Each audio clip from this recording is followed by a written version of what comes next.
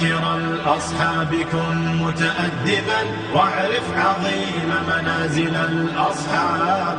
هم صفوة رفعوا بصحبة أحمد وبذاك قد خصوا من الوهاب.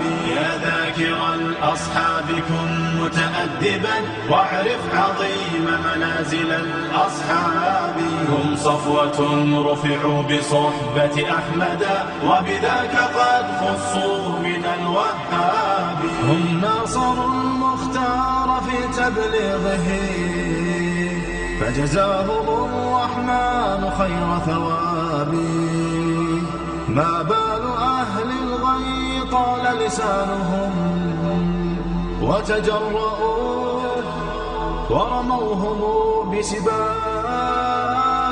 سبوا خيار الخلق من لهم العلا ولهم مقام في ذرى الأحساب.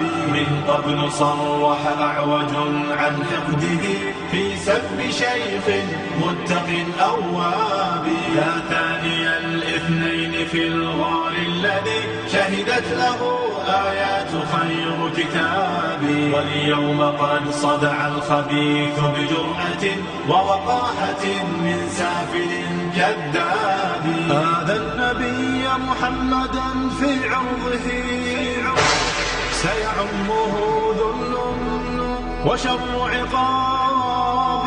آذى النقية بنت خل المصطفى فليخسأن فسعيه كسراب. هاتيك أم المؤمنين فضلها يروى لنا في سورة الأحزاب. يا أم إني قد كتبت مدافعا والدمع مني كالندى المنساب.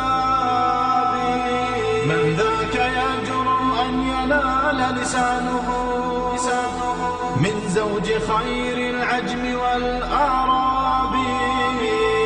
يا من زعمتم حب آل نبيكم أخلت جماجمكم من الألباب.